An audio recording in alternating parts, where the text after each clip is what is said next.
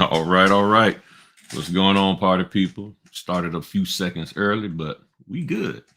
We are good to go, like Kane Gold. all right, all right. These broken wings. All right, party people. So let me. Oops, I'm going into the wrong one. Gotta pull up my stuff over here so I can monitor what's happening and everything. All right, my mic is going on good.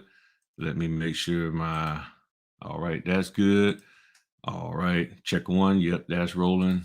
All right, so let me hop over here, put that on mute, and we are good to go. Yeah, baby. All right, so let me check what we got going on Facebook. I'm rolling this on Facebook at the same time. I'm not doing an IG live with it today because I really didn't have time to get stuff set up for that because I literally just got home like 15 minutes ago and everything. So I just rolled right on in here and all of that. So I knew I wasn't gonna have time to do the IG live and everything. What's going on, Akita? Good, good. I think everybody can hear me just fine. I might need to raise my table up a touch so I can do my typing and everything. And now I don't.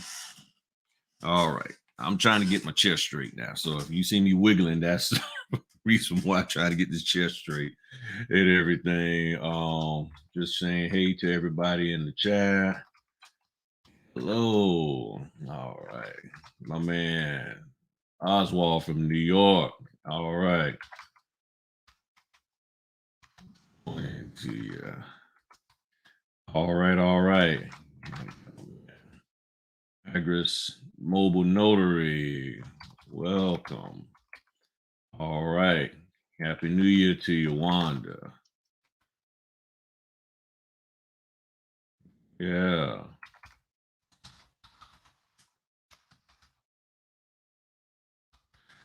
All right. All right. All right. Oh, let me put my link in here in case anybody want to hop on. I think we're supposed to have a special guest all the way from Georgia.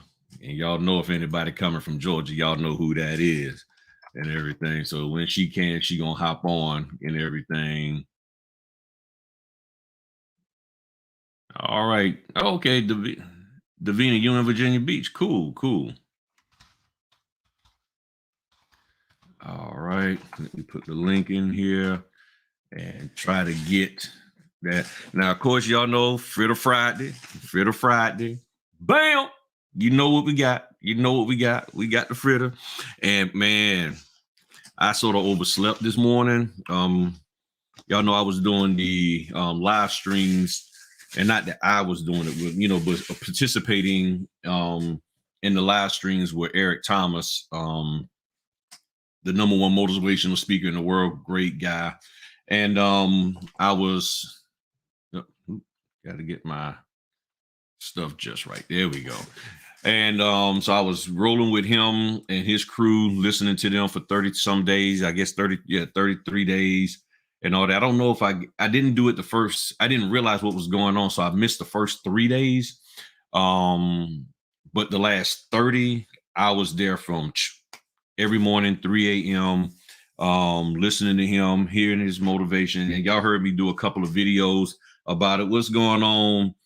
Felicia Hill from Arizona, and Stephanie Oliver, Tony Jenkins, Sharon Norv, Davina Banks, Wanda Boyd, Pamela Williams. Welcome to all of y'all. Welcome, welcome. And yeah, that was awesome. Now I'll be honest, it threw my whole schedule off.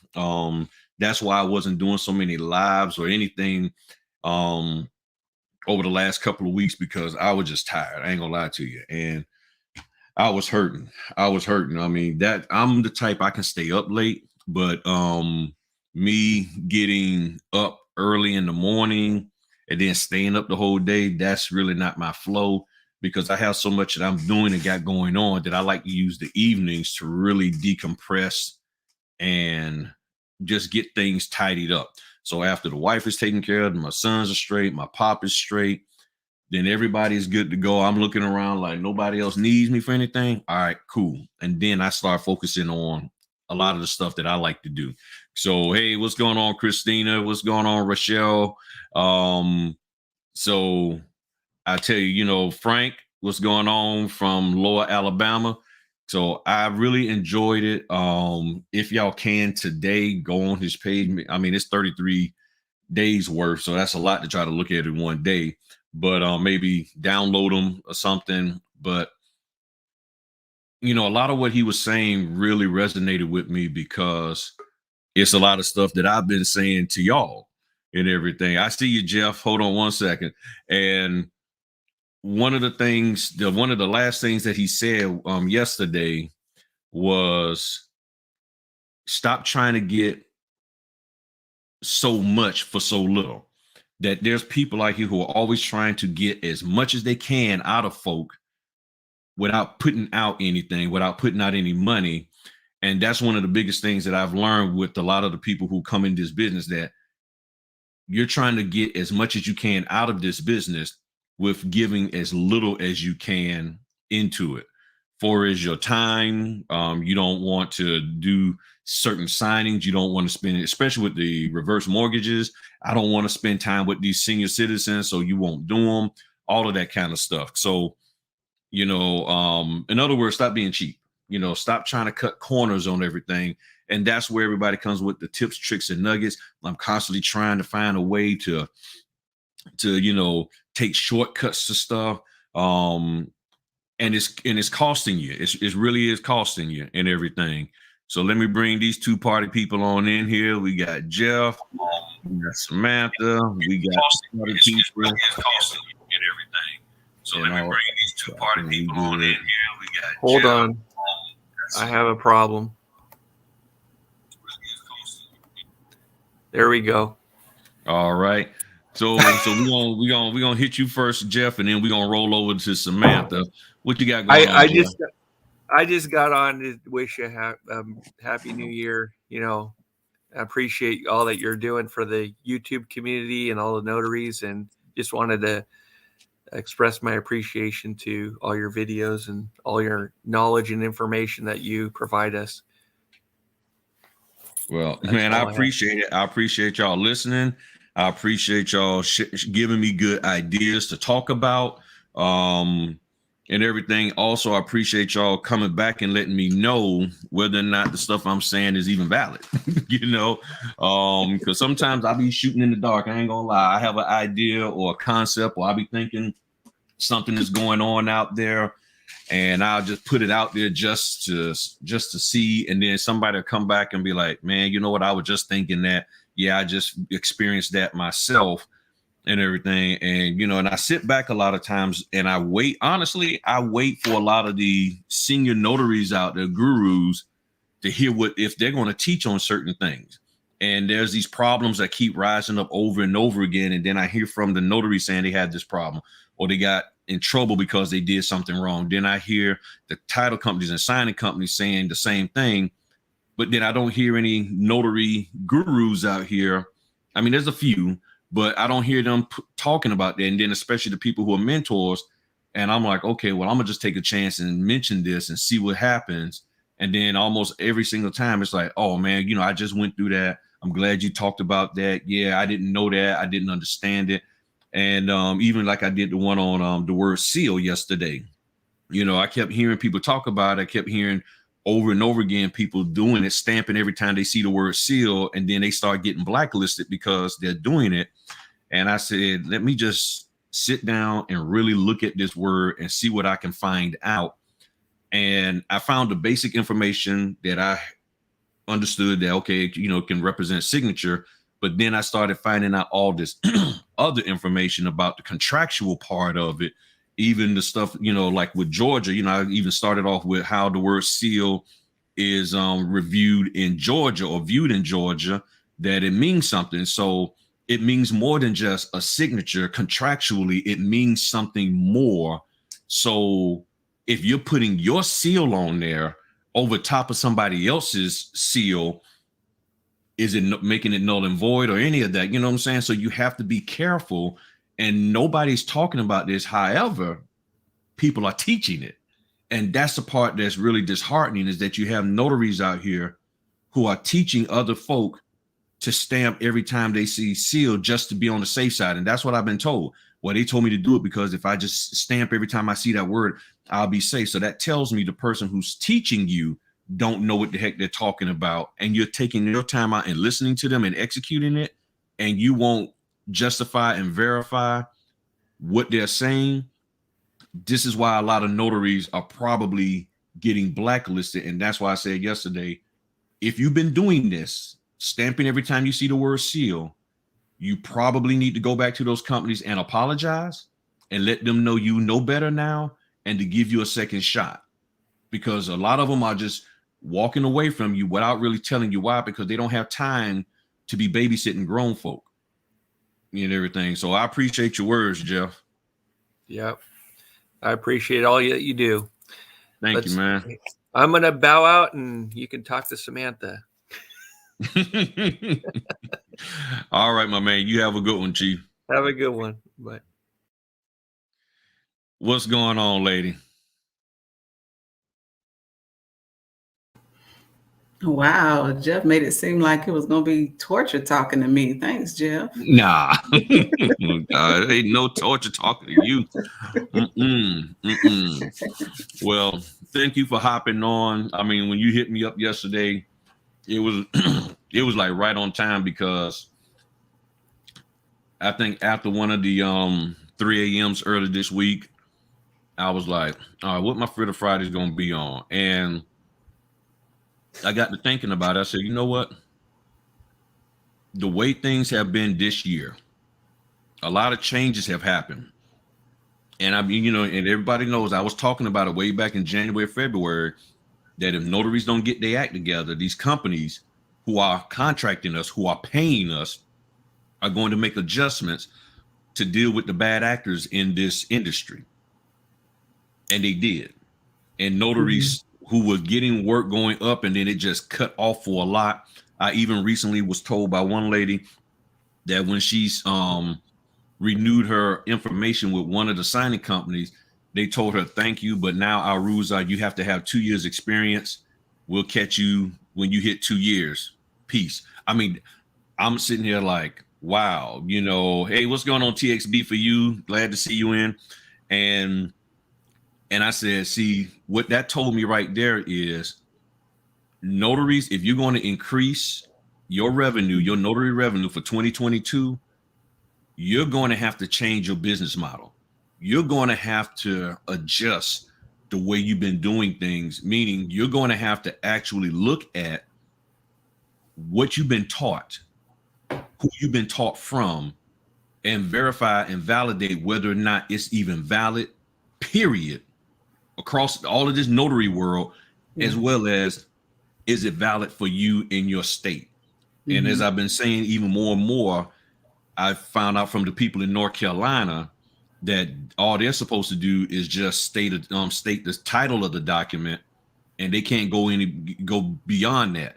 So I'm like, okay, if you know in your state you're limited to this, why are you taking training that's teaching you to do stuff that you're not supposed to implement in your state? You're wasting your time and money. And it's just a common sense factor. And so that means you're going to have to adjust and change the way you're currently doing business from 2021 to what you need to do in 2022 to meet the need of who? The people who need you, the title companies, the lenders. So you can't keep doing what the notary trainer has told you to do just because you paid them. You have to find out what do the title, escrow, signing company, what their requirements are, what they're looking for, what they need you to do, and give them what they want, because they're the ones paying you. And if you do that, you'll be good. Go for it. Well, Griff, I totally agree with you. And let me just back up and say thank you for sharing your platform with me. I think, you know, these kind of conversations are so important. But and anybody that may not know me, I am Samantha Smith. I'm a Georgia notary, the owner of She Listens LLC, and my company is She Listens Notary Specialist. And being in Georgia, I'm very, very particular and very, very specific about what I tell notaries who are not in Georgia. I try to remain very consistent to only provide information that, you know, directly impacts Georgia notaries. But something across the board is something to be mindful of. Yes, you are going to be held liable to the companies. I totally get it. But coming from an attorney state, any notary practicing their notarial acts, no matter where you are across the United States of America, you are first beholden to your state. What is going to end up happening, like Griff was saying about being blacklisted from your signing companies, just imagine going in to renew your commission and they're like, we've had far too many reports. And no, we're not going to renew your commission. The commission is what's helping you build the business. You essentially won't have a business using your notary commission if your commission is revoked. So make sure that everything that you're doing aligns with the state. I caught the end of what you were saying about what people aren't asking about. Nobody's asking, I think we've had this conversation before. Nobody's asking about how to actually do a notarial act. Nobody's asking about what specific notarial acts they can do in their state. In Georgia, it's just 4. And nobody's asking about that. They're asking about, how do I get business? How do I get signing companies? How do you administer an oath, baby? How do you, you know, do your signature witnessing? Are you allowed to have people come in to serve as the additional witness if your signer doesn't have their IDs? Like, no one is asking about those specific things, which makes, you know, others very leery, because it's like, wow, you really don't even know what you're doing, but you want to know the business side of it. You know, we're responsible not just to these signing companies, but we are ultimately responsible to the state. And again, I can only speak for Georgia. Georgia provides no guidance on the business part. For Georgia, the law specifically states that we cannot be signing agents. It's prohibited. It's in the handbook. Go get your handbook if you're from Georgia, but if you're from anywhere. So they're not concerned about you making the money off of it. They're concerned that at the end of the day, that nobody's going to come back and try to sue because the notary done stamped something and it was fraud. That's the whole point. That is literally the whole point. So make sure you're adhering to those state laws. And like we said, hold your trainers accountable. Find out why they aren't teaching the specifics about conducting a notarial service. Like, what is it? Is that how they're starting their training off, or they're just jumping out there telling you how to market your business? You better know what you're doing out here. I got a whole notebook from our state bar association, full of case studies where Georgia notaries have gotten locked up because they really don't know what they're doing out here. So make sure you know about your specific notarial acts. And I'm a hush. Yeah, and I'm getting ready to post something here on the screen for everybody to look at. Hold on. Me and my typing is bad. I don't know how I'm having problems typing when I can type 50 words a minute. And so all right, there we go. So what I'm posting right here, this statement, and I've talked about this before, this statement comes from BankServe. Now, everybody says BankServe is the epitome of where notary should get at. It says clearly, notary as a government officer and public servant shall serve the public in an honest, fair, and unbiased manner. Notary, and I took out the word will because I didn't have enough space. I was over my characters, but it's supposed to say notary will give precedence to state law over the expectations of an individual or entity. It is that simple. That is what we're to do. So my thing is this: if this is what banks serve, who everybody is trying to get with, who's supposed to be Fidelity approved and all of that, and it's so special, then why aren't you executing this common sense thing here, or this business common sense thing, in all the other areas of your notarial life with the other companies and stuff? And I have to say, then I was like, okay, then why aren't we being taught this from the trainer perspective? Because this is what we're supposed to be doing. So a trainer should never, and I've said this from day one, a trainer should never educate a person to go opposite of what the state guidelines are of any industry, whether you're a nurse, doctor, police officer, anything. Whatever your guidelines are for your state, that's what you're supposed to be doing. And a lot of people, they just don't get it, you know. So let me see here. And I want to post this. While you're looking for your content, Mr. Griff, a question came through. I'm gonna pull it back. So it just caught my eye. Kashmir Howard said, "What if you were supervised by an attorney?" And so, Kashmir, I would just say that depending on what state you're in, who's supposed to have control of that signing? Again, for me, and I'm speaking specifically for Georgia, the attorneys are supposed to control that signing. I'm there as the notary to prevent fraud, to verify signatures and verify signatures and identities.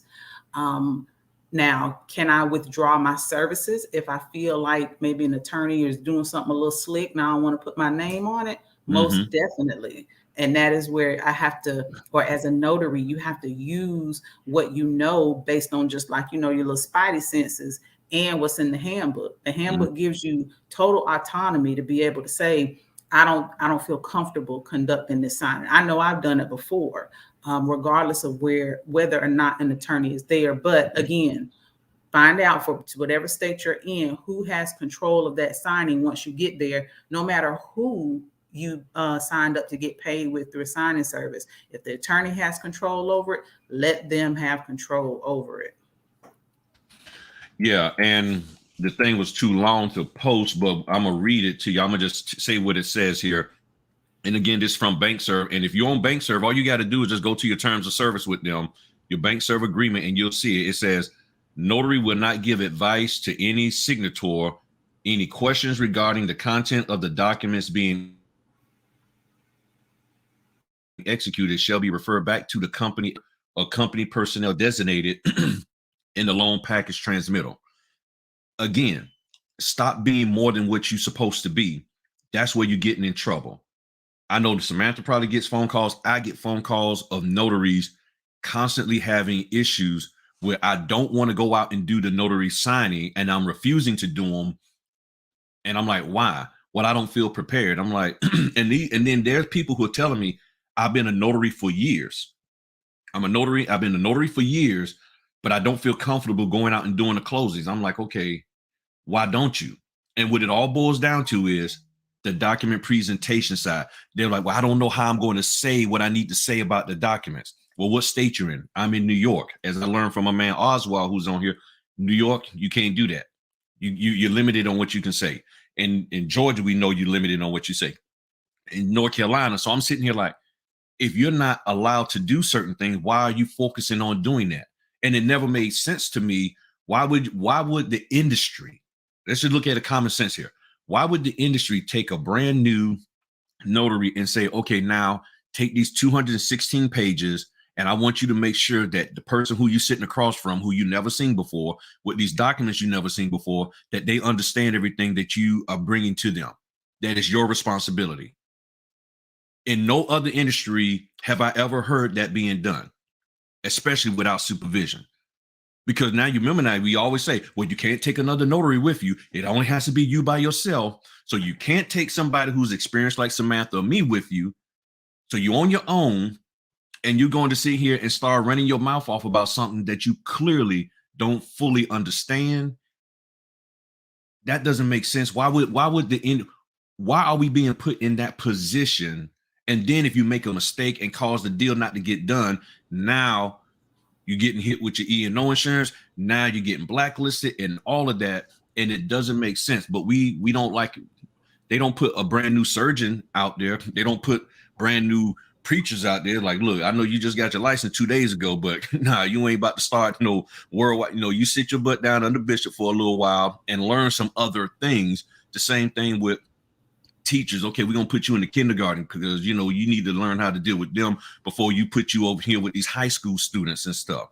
And my wife's in education, and I've seen it where they throw a first-time teacher with them high school kids.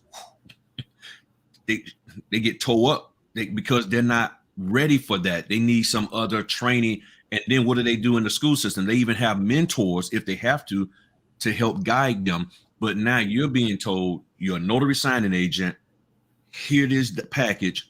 Now make sure this deal gets done beyond what you're supposed to do, which is the notary part. And you mess around and say the wrong thing or can't communicate the thing. And then the person sitting across from you like, you know what? I don't feel comfortable with this. I ain't signing nothing. And you have no way to communicate back to the signing company or the title company why the deal didn't get done. Well, because I you think keep on too much. I would say this, Griff, whether the notary can take control of that signing before they ever get to the table. I personally practice when I get a notification or a request to do an assignment, the first thing that I say, I'll even type it in the little chat box whenever they send me something. She listens, will be providing notarial services. I will be there to conduct signature witnessing. I'll be there to conduct fraud verification, blah, blah, blah, blah. I make it very clear what I'm there to do. And then I also state, Georgia does not allow for me to present documents. Has your client been presented these documents prior to my arrival? I ask up front, because one thing I really dislike is when I go to a signer's home and I'm the first person presenting these documents. This is the first time they've ever seen them. And I don't do those. I personally don't do those signs. I don't care if it was $500, because what that says to me is that signing service is not taking into consideration the limitations that I have and the fact that this will all come back on me, like you said, if that signing doesn't go through. So notaries, I encourage you, for the sake of your business reputation, your personal reputation, take control of that signing when you get the appointment. I don't care if you have to read it off of a card. Make it very clear. I'm not an attorney.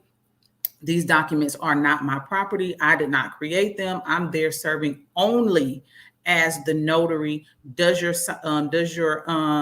client get these documents before I arrive? Because I'm just here just to, bring them. This is who this is, and notarize. And again, for me, that has solved so many problems. And have I had to miss out on financial opportunities? Yeah, but guess what? I ain't locked up, and nobody ain't here trying to take care of my children. Because you can go. Just imagine if you get sued. Just imagine if what you're doing isn't covered by your E&O insurance, and we'll get into that topic later.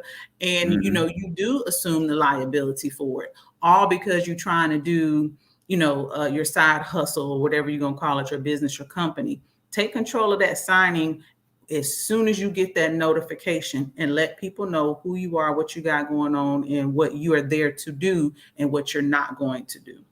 Yeah. Now, one of the things, and like I titled it, how about increasing your revenue for next year? One of the things that I thought about was this. Look at what you have been currently doing and been taught to do in 2021, and ask yourself, how has it affected the 4 people that are most important in this whole mortgage process? Because what you are doing, it either affects them positively or negatively. Now, the 4 entities or persons or groups are the signing company, the escrow, which includes the title, settlement people, the lender, and the borrower. Okay, the person signing the documents. How does your behavior and your actions and your mindset and your attitude in this notary business affect them. It either affected them negatively or positively. So going into 2022, how is the way you're running your business going to affect them? Think of it this way. The more you do to affect them in a positive manner, the more your business will increase. Now, I know everybody thought, okay, you're going to come and drop this big nugget, and that is it. And look, maybe I did a little bit of play on words. You know, I don't really do that a whole lot, but I tried it this time. I'm just being, I'm going to be transparent with y'all. But the key is this. What you are doing in your business this year, did it make a positive impact on the people that I just talked about? The signing company, the escrow people, the lender, and the borrower, seller, or refinance person, that consumer. If it did, then now you need to focus on doing it even at a higher level for the next year. If it hasn't been, then you need to adjust it and start doing it for 2022 so that your revenue can increase. Because I've heard a lot of notaries said that these last 4 or 5 months of the year, they stopped getting orders. And if you stop getting orders, now you got to ask yourself why. What did you do? Have you been doing things? And you got to go all the way back to looking at the advice you've been listening to in those Facebook groups, in those Clubhouse groups, off to the side, all those meetups, okay? All of these little things that notaries are doing, these mentors, well, I have to always say these fake mentors, because a lot of they just fake. I'm sorry. I can't give them no credit.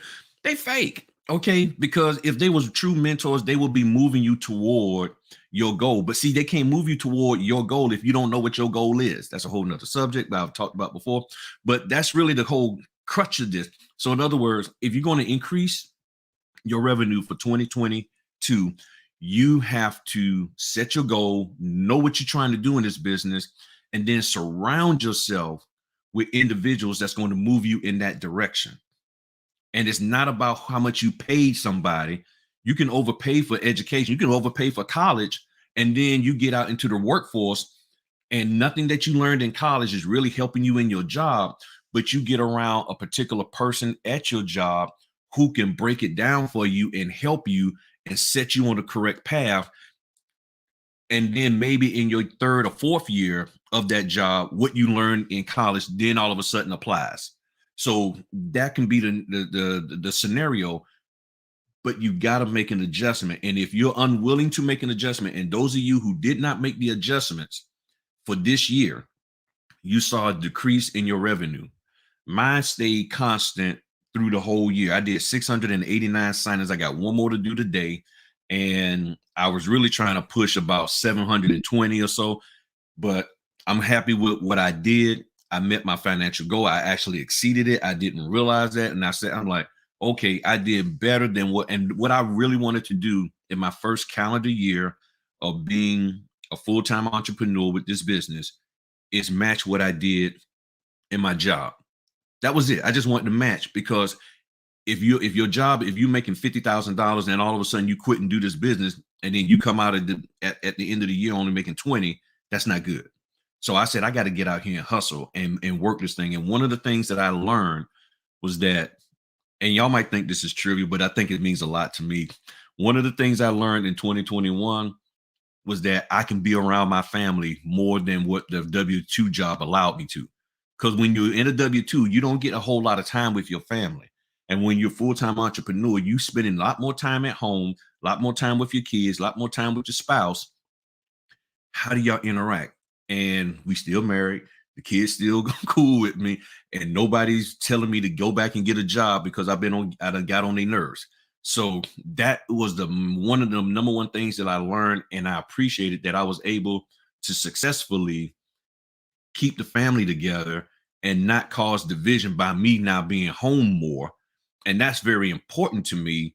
And then that just opened up the door for me to go do what I needed to do in the business. What you got, Samantha? I've always told you, once we met in Sign and Thrive, and I think I was a part of that Facebook group where you announced that you had walked away from your job. I thought that was, absolutely, amazing that you were able to generate that kind of, not just generate that kind of business, but maintain that level of business in order to, be able to walk away from a job. And that's a good thing. I know for me, I'm on the other side of that. I love my full-time work. I love what I do. And this, I guess, is because I have a certain level of flexibility and things with what I do, but I love what I do. So I make sure I speak to the audience that is in a place where they can't or don't want to leave their jobs. You could still be very, very, very, very successful doing this business if you do a couple of things. And I know today's theme is about what can you do to increase your revenue for the next year. Well, to piggyback off of what Griff said, whatever you're not doing this year, do it next year. So if you haven't set up some type of tracking system, and I'm not talking about like the software, I personally use Notary Assist, but do you have a spreadsheet somewhere that shows you where you're getting your business from? Do you have a spreadsheet where you can make tally marks to say, okay, I got 5 calls from this company in May, but I didn't hear from them in June. Let me reach out to them and just say, hey, let them know I'm still out here in these streets. So not only your tracking system, but also, a level of follow-up with your customers. Turn a one-time customer into a forever customer by just keeping up with them, just sending them a message. Just, if you have an email campaign, include them in your monthly email campaign, so they'll always kind of keep you, fresh or at the front of their mind. So make sure you reach out to them.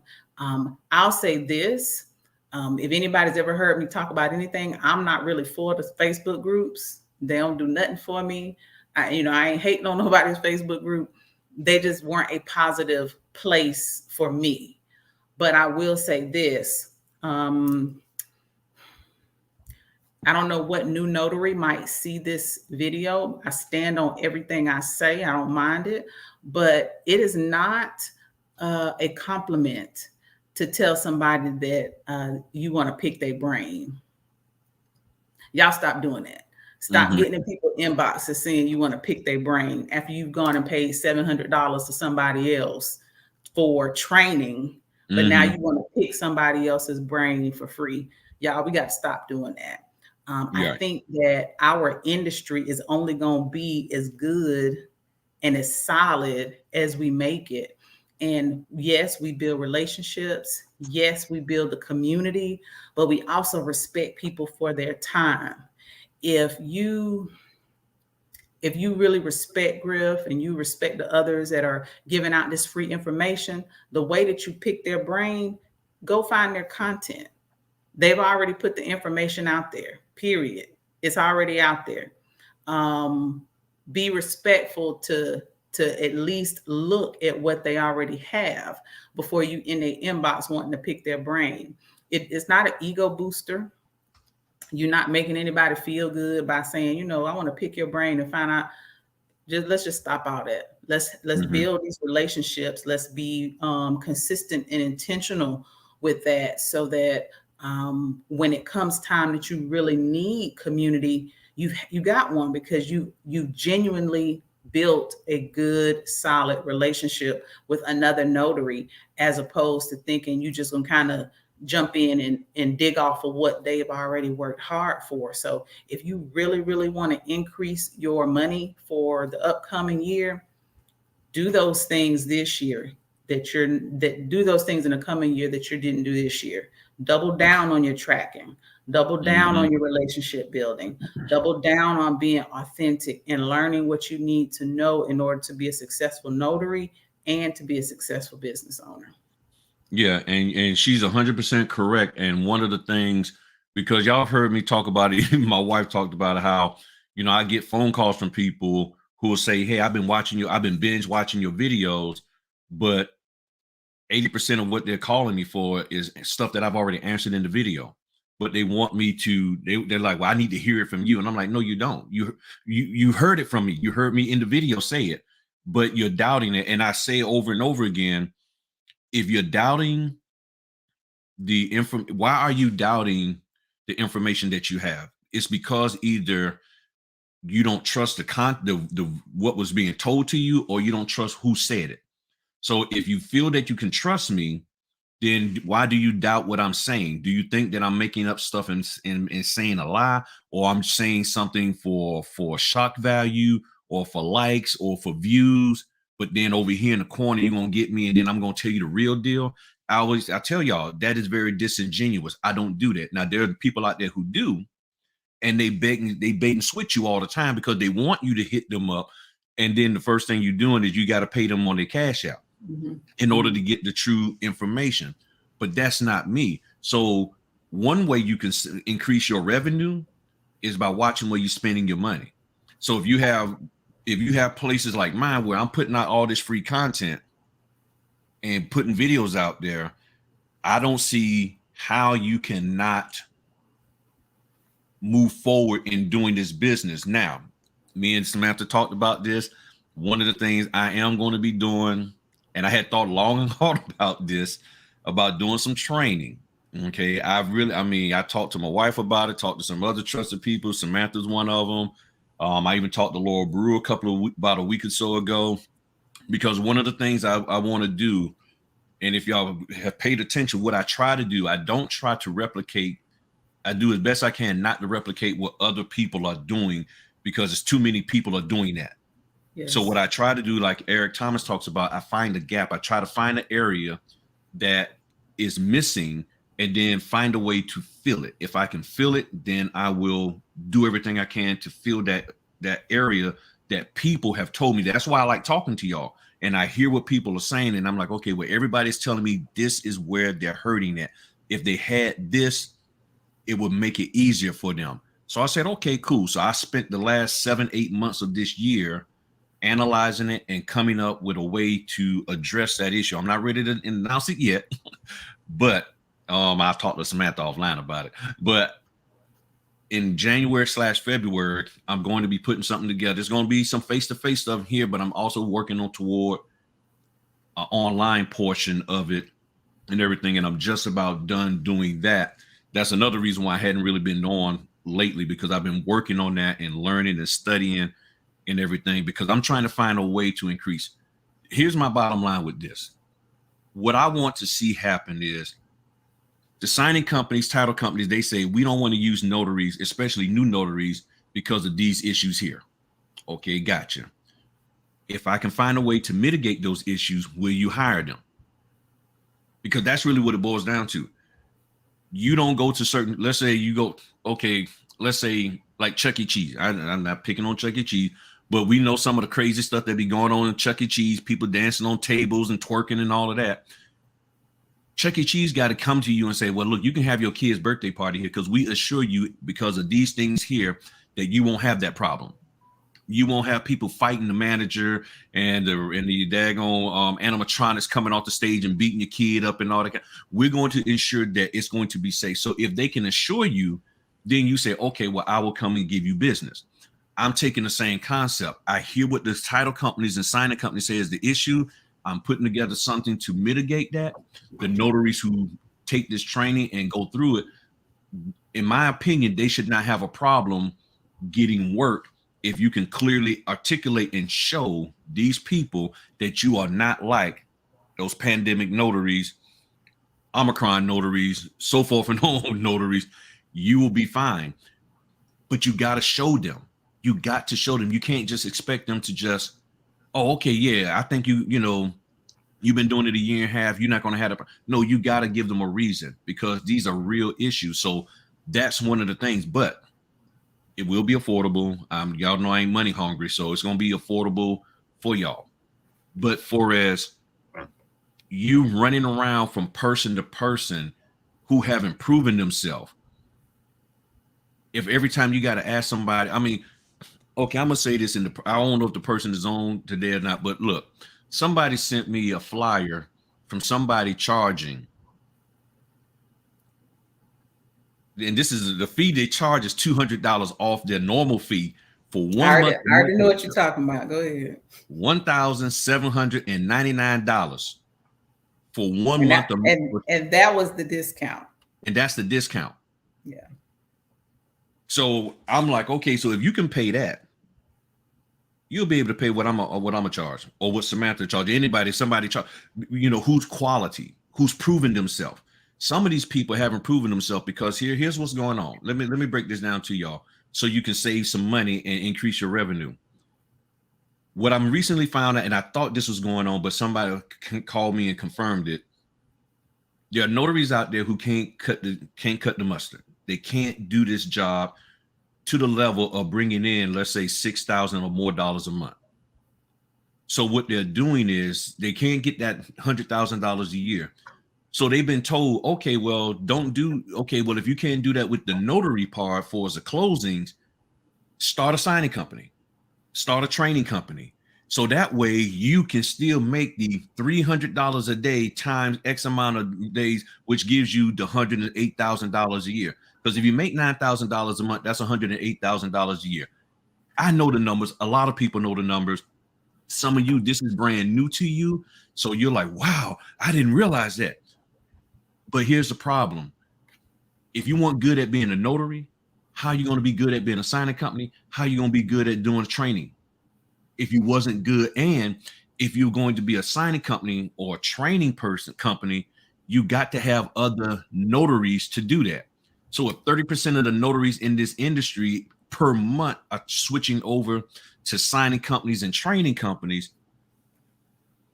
who are you going to be training? You ain't training me. You ain't training her. Who gonna come to you? That means you got to market yourself to get more, which means you got to fluff up the business as this grand illumination thing of getting all of this money just raining down on you, like the guys at the little club with the little money machine flying out and everything. And then but then at the end of the day, you're not delivering. You're not delivering, but you're trying to get your $100,000 a year. So in other words, you went down this road, it didn't work, and you hit a little speed bump, not a roadblock, not a brick wall. You just hit a little speed bump. Okay, things slowed down because 4 months ago when they did the loan application, less people applied. So now when you get in, okay, it's a little slower, and you're thinking, well, okay, well then I need to do something else, and you flip over to something, and you constantly got people bouncing back and forth and not staying consistent. And as Eric Thomas talked about, you got to hit that tree in the same place 1,000 times to make it fall down. And y'all are hitting stuff all over the place, and you're not consistent. That's why I've been doing those videos about you really have to make sure you understand how to manage multiple streams of income so that it'll be not only successful for you, but for the people who you got coming. There's nothing wrong with having multiple streams of income, but when you're doing stuff that is directly affecting people, a signing company, which nobody's brave enough to do a title company, and I hope none of y'all do because you wind up being in jail in 2 days, or a training company, you're affecting people's lives. Yeah. And to me, charging $1,700 for 1 month of mentorship, I'm like, I better be making some money. But when you spend that kind of money, it reciprocates over to you saying, I got to get $300 a signing, not because you really deserve it, but because you got to get your money back. You got to get that return on investment back. It really wasn't an investment because really none of the stuff that you learned over there is truly helping you. And let me, as a caveat, there will be a few people that's like, well, Griff, I'm going to act the same way I've been acting because I made money. You're one off. And the people who you probably dealing with was probably desperate and had no other choice or option of a notary than you. When people are desperate and all they can use is you, that's what they do. And that's why so many people are telling y'all, don't take these orders, don't take those orders, because they got a certain group, a certain area on lock. And if they all of a sudden have more notaries come in that area and give these people who they have as well, they're the only option. And now that company has more options with them, you, me, Samantha, and others. They're like, well, man, why I'm paying you $200 a pop when I really couldn't afford it? And I got these other notaries I can pay $85, $90, which fits in my business model and which is where I really should be at. Well, I'm gonna start using them. That's why they don't want y'all doing that, because it's it probably is messing them up, but it's stopping you from making money. Go out here and making money. Well, this is the thing, Griff. I'm not sure what everybody's financial situation is. It's not my business. But I would like for every single notary to take the 6 figures off the table. just for a minute, just go there with me for a minute. Take the 6 figures off the table, and you just started a month ago. Make real actionable goals. And I'm not saying you should not aspire to 6 figures, but when you're aspiring to 6 figures on day one, sometimes desperation will push you to do stuff that you don't have any business doing. And that's where a lot of these pop-up trainers are coming from. And I've said this before, people are literally making money off the backs of other folks' ignorance. And if they can sleep at night with that, that concerns me. You've been a notary 6 months and you already a trainer? Come on now. I don't care how long you've been doing this. And for the most part, these states aren't concerned about the business side of being a notary because that is not what it was created for. So take the 6 figures off the table just for a second. And say, I want to make sure my first goal is to make sure I know how to do the notarial acts. My second goal is what are these notarial certificates? It's notaries out here in these streets that don't even know what the certificates are, but you out here just stamping stuff away. Just make sure that, again, you're setting actionable goals that are realistic. I think by the time Griff and I met, we may have been in this round about the same time, I guess. Same length of time, duration of time, I'm not sure.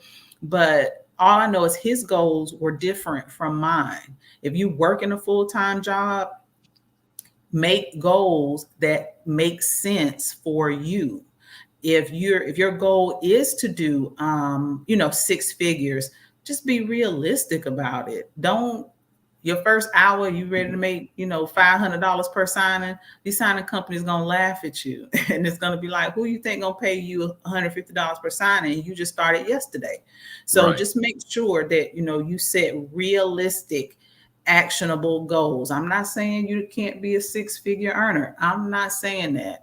I'm just saying be realistic. And also, do y'all remember, whether you hit rewind or watch this later, did you hear what Griff said about spending the last 7 to 8 months investing in seeing how other people are going to be able to benefit? I know with me for Georgia, the goal for Georgia was to be more progressive and to get rid of all these antiquated laws and stuff. So the Georgia Notary Network was birthed out of that. When people are putting their time into helping you grow, you cannot think for a minute that that's going to always be free.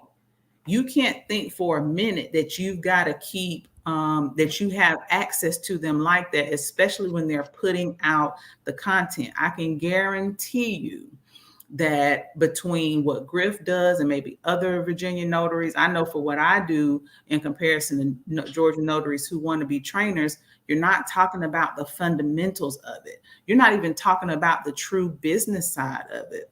Don't just jump out here and you don't have your LLC in place. Don't know why you need an LLC in place. Like, really, you want to make sure that you are looking at the fundamentals of what you're doing. And when someone else is putting in their time and their effort trying to create platforms and create trainings and create opportunities and connect you to business, that's not going to always be free, but don't take advantage of it either.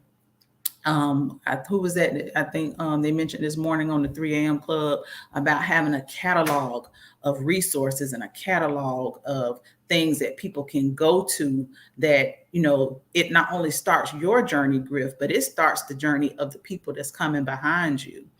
Take advantage of what is already out here. And again, stop thinking you're going to get something for free, because it's not going to be free. And also, watch your state, because you don't want your state to pivot and make it harder for you to conduct your business. And all you worrying about is, how many loan closings I can get. That's all fine and good, but watch your state to make sure your state is not pivoting. If I couldn't leave you with nothing else, because I got to jump on another call at 1, your best friend, whether you're a notary signing agent, whether you're just a general notary worker, whatever, your best friend is going to be information. You have got to read. You have got to find credible sources and resources. Some of these Facebook groups ain't cutting it. Some of these state-specific groups ain't cutting it. You've really got to find those credible sources and resources that's tied to the Notary Commission in your state. Griff's great. The NNA is great. All these people are great. But if it does not line up with your state, nothing else matters. So please, please, please get out here and read all the information you can, all the credible information that you can about how to conduct these notarial acts in your state, and then translate that over into business. Yeah. And before you go, I will say that, and I think you will agree when I make this statement here. If you own a Facebook group, to me, you have an obligation to answer the questions that keep popping up in your Facebook group posts.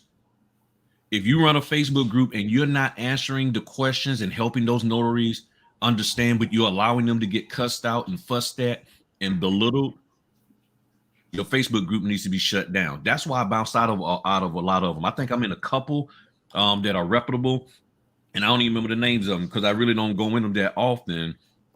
But you need, if you are running a Facebook group, if I ran a Facebook group, I'm telling you, if I see somebody ask a question about how to do something for as a notary, the first thing I'm going to do is, okay, let me put together a video and explain it and teach you, because this is the perfect time for you, Mr. and Miss Facebook group manager, owner, group, whatever, moderator, to educate people concerning that. But you're not.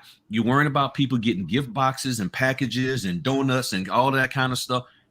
That is not what you signed up for when you came in this business. Look, baby, that's bribery in Georgia. We can't be walking up in these people's offices talking about here goes some donuts and some Krispy Kreme cards and all that other kind of stuff. We're not supposed to be doing that. I'm gonna leave you the last two things. Yes, if you're going to pursue a mentor, there is nothing against you asking that mentor, one, how long you've been in the business? What are your major accomplishments? Because what you want is for that notary to take you where you're trying to go. Two, when you get a mentor is supposed to get you to a place so that you can go off and be free. A mentor is not supposed to give you this little bit to keep you hooked on them, to keep you tied to them. That is not what a mentor does. A mentor put wings on your back, whether they got to staple them on, hammer them in, whatever the process is. The mentor puts the wings on your back so that you can fly. They don't put a chain around your ankle to keep you tied to them. And you definitely have the right to ask those questions before you swipe your card. So make sure that you're getting, when you have that mentor, that you have that conversation. And as far as these Facebook groups, Griff is right. If your moderator is not answering the questions that come in, I can guarantee you one or two things. They just trying to get followers. And then you go to their pages and see if they're promoting themselves as this manager of this group, because that right there is just clout. They're not there to serve you. They're not there to help you. Nothing. Before long, they'll be selling you something. I can promise you that. So if that group is not benefiting you so that you can move forward in your business, you're going to get sold something shortly. I can guarantee that. That is correct. Well, thank you for hopping on, lady. I really appreciate it. As always. I had somebody say about, they're interested in the Georgia Notary Network. Feel free to jump on my Instagram. The link is in the bio. Membership is open between now and January 31st. If you're a Georgia notary and you're interested in the Georgia Notary Network, or you can go over to the website for free info. It's Georgia Notary Network, GANotarynetwork.com. Feel free to look through it. Send us an email with any questions. If you have any questions of me, I'm on Instagram under she_listens_LLC. And that's about it. And if you forget, just ask Mr. Griff. He'll be able to direct you to me. All right. Now she's leaving, but I'm not. So I'm staying because I still got some stuff to talk to y'all about. But thank you again, Samantha. I really appreciate this. All right. So if y'all got questions, as always, feel free to hop on. Feel free to hop on. There's the link for the live. to hop on the live stream and ask you questions. But here's the thing. In looking at 2021, I just want to share with y'all some things that I've learned from it. As I told you, I learned that me and my family can be in the same house together for more than 2 or 3 hours at a time and get along with each other and be cool with each other. Okay. And I know if some of y'all have to hop off, that's cool. Feel free to hop back on and look at the replay, pick it up at the 1 hour mark, and go forward from there. But one of the things that I learned that we can work together. I can, because some people they do have issues with being around their family. I learned that I have it in me to do this work. I learned that I have it in me to do the work. I had 1 month that I didn't do at least 50 signings. And I think that was like April or something like that, because I had to go down to Florida and take care of some stuff with my dad. And I was helping my wife move into her new place. And I think I only did 32 that month. But other than that, I was doing at least 50 signings a month. And when you asked, and I said, okay, so if I'm sitting here doing at least 50 some signings a month, several of them was over 60, a couple of them was over 70. I had to be giving the companies something that they wanted on a consistent basis in order for them to keep giving me work. I had to be giving them something consistently and doing something correctly in order for them to keep giving me work. So I learned that I can do this business. I have it in me to go out here and work this bad boy and to make the money for my family. What I also learned is every order counts. Every order counts. And when I look at the revenue that I brought in from the notary stuff, just under 80K, and then with the stuff that I did with Groundworks and other things that I'm doing, I exceeded what I was trying to bring in. And I'm sitting there like, okay, I did good. I feel good about what I did. And to be honest, I'm not that far off of these people talking about I want to make 100K a year, but I did it with the $100 sign. And when I did the numbers, I average $115 per signing based off of where I'm at right now. If I don't do another sign, I got one more to do today. And I mean, I average $115 per signing. Now, I don't care what anybody say. You tell me that if you did 689 appointments in 1 year, and you got paid $115 per appointment, that lasted you probably on average 45 minutes to an hour. How can you not be satisfied with that? That's an increase in revenue and income in your household that you did not have, especially if you work in a part-time job. So I learned that I can do this business, and this business is only as hard as I make it. That's what I learned. So some of the things that I said, okay, and I know I need to do for next year is I got to be more attentive to keeping up with my accounting. You know, I always keep my checks and everything. I got little places, but I need to do it more consistent so that I'm not staying up so late trying to get it all up to speed and everything. And that was one of the, yeah, you're right, Notary Socials. And so I'm sitting here like, okay, I know what I got to do now. So I have the systems in place. I have to make myself more disciplined. So there's some things that I know I need to do to be more disciplined so I can stay up on things. I may try to push myself to do more signings per month. So my goal is 60. I said, well, maybe if I try to do 65, 70, let's see that. And see, if you're going to be in this for the long haul, you don't have to burn yourself out with trying to do that. Now, there's somebody who's going to give a comment or a thumbs down or whatever and say, hey, well, Griff, you're doing 60 and you made that amount. I did half that and made it. Good for you. Good for you. See, here's the cool part about this business. You work what is given to you in your area.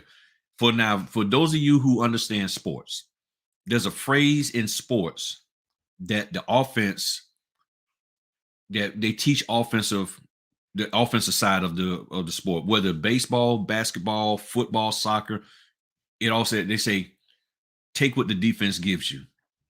So if you're Tom Brady, one of the greatest passers in NFL history, and he's trying to pass the ball, but the defense is set up to stop him from doing the passes, to stop him from doing deep throws or short routes or whatever. The defense is set up to stop the pass.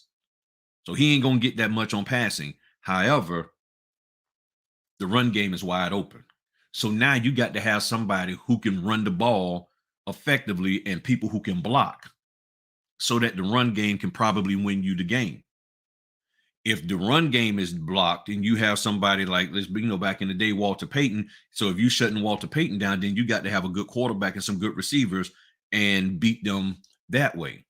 The same thing, if they're stopping the 3-point shot, okay, well, then you got to throw the ball down low to the big man. If they're stopping the big man, then you got to kick the ball out to your 3-point shooters. You got to find a way to win based off of what the defense is offering you. So in this life, in this business, look at what you're offered, look at what you're presented with in your area. So in my area, going direct is possible depending on the company. But if it's hard for you to go direct, and like in my area it can be, then where can I make the money at? And then you go in that direction. So trying to get in direct, when the company's saying, hey, we got, companies already got notaries, or being direct with them, they're not really paying a whole lot, and they're working you, but not paying you that much, or they only want you here and there, or they don't have a whole lot of business, but you need more than what they're offering you. Then it's like, okay, well, then I need to find out, what is the industry giving me? Well, the industry in my area is giving me signing companies. The signing companies are saying, hey, we'll pay you $125, $150. Okay, cool, I'll do it. Just like I got 2 orders over the last 2 weeks from another notary, told the title company to contact me. I made $150 a pop on those. So I took it. It came in a manner that I was not expecting, and it caught me sort of off guard. And case in point, yesterday I had a signing that was supposed to be at 10 o'clock in the morning on the 30th of December, and it got canceled because the guys texted me and said, hey, me and my wife got COVID, can't come. I was like, all right, man, that was 110 gone. I was like, okay, that 110 went down to a $15 print fee. Next thing I know, an hour or so later, I get a phone call, hey, at 10:45 saying, hey, at 1 o'clock, can you do this closing today up in Newport News? I'm like, yeah. What's your fee? $150. Okay, boom, I'm there. And I knocked it out. So I lost one, but I picked up another.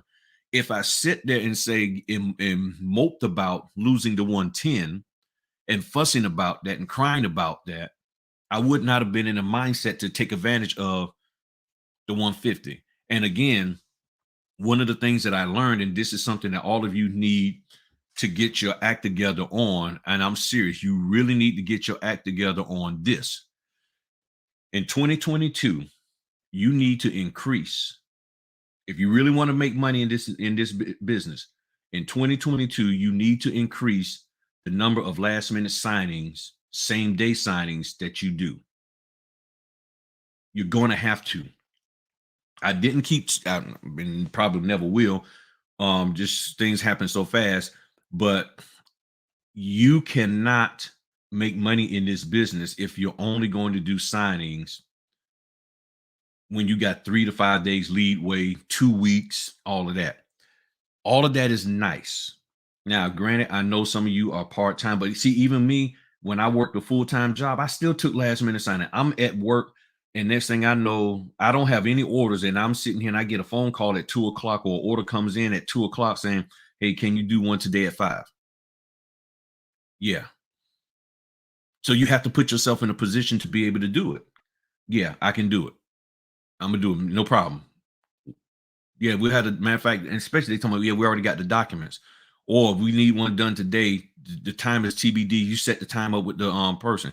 TBD, as I keep telling y'all, to be determined. You set the time with the borrower, no problem, or the seller or the buyer, and then you go out there and do that. Did 85 signings with Amrot. That's good. That is excellent.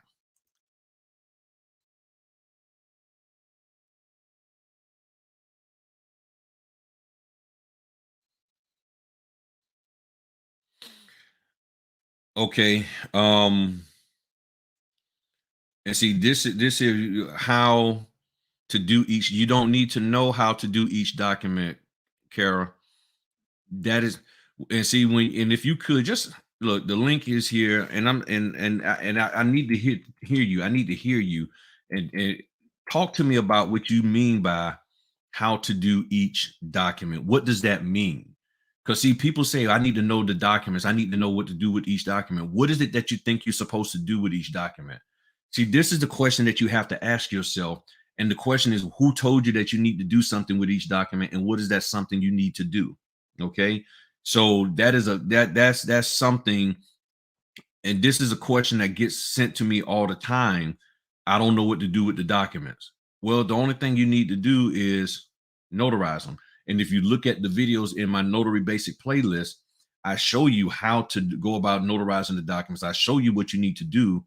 So if you're not looking at those videos, or and let me tell you this here, to increase your revenue, you're going to have to expand your ability to learn. And I talked about this a while back. I can't remember what video. You're going to have to expand your ability to learn, because you're not going to always get hands-on, sit down with somebody to show you step by step, because the documents are different with different companies. So what you sit here and learn on one document may not be applicable on another, or the format or the way it flows could be different. So with that being said, what you need to be focused on is simply knowing how to properly notarize.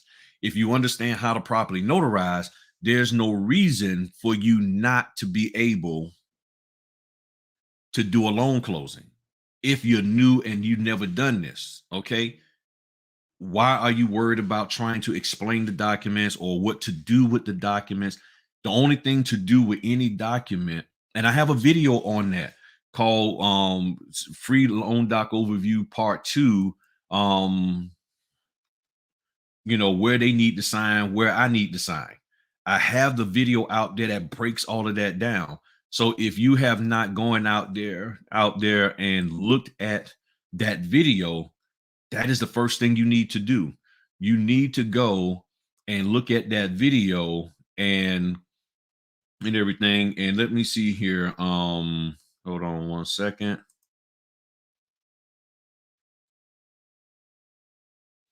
And since this is my video, I can actually play it and everything. So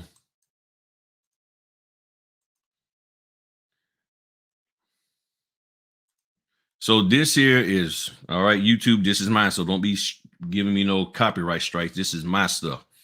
But right here, Free Loan Doc Overview. Where do they sign? Where do I sign? Overview on understanding acknowledgments. The whole loan doc overview. All of that.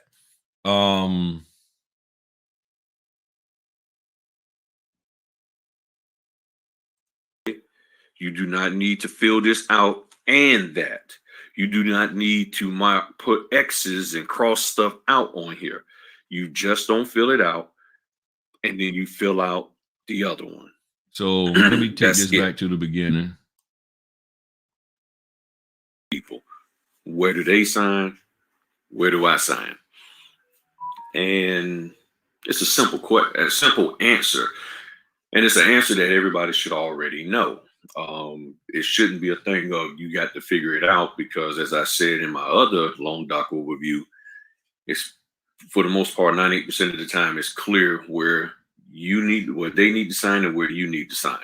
So what we're going to do this evening, we're going to go over this, and let me get this over here, and we're going to go over a loan doc, and I'm going to say this in the simplest way. It's not meant to be offensive or to try to make somebody feel bad, but I'm just going to lay it all out as to how to simply figure out where a person needs to sign. Okay. Let me, and I'm going to take myself completely out. All right. So as we see here, this is a loan doc. I broke it down to just 94 pages. It was 145. Took out a bunch of stuff that didn't really need to be in there. Now, let me do this here. All right. Now, whenever you have a loan document or any important paper that you are dealing with, they're all laid out the same. Doesn't matter whether it's a will, power of attorney, advance directive, living trust, a loan document, a car loan application, a job application, your job contract, any of these things, they are all laid out the same exact way. There's content that you read, and then at the end of the information, you sign. It is really that simple. There's content that you read, and then the person signs. It's that simple. So I'll stop there. So, Kara, if you look at the videos, it should help you. Now, the question is, and again, what is it that you're trying to understand about the documents that's prohibiting you from going out and doing it? Because you have to define that so that you can get educated in it if need be. So if the question is you don't understand how to notarize, I got videos about that. If it's I don't understand where they need to sign, where I need to sign, I got a video on that. If it's, well, I know I need to know what to say about the documents. Now the question is, what does your state say about you saying stuff about the documents? You get what I'm saying? So it says, thank you for saying, because yeah. And then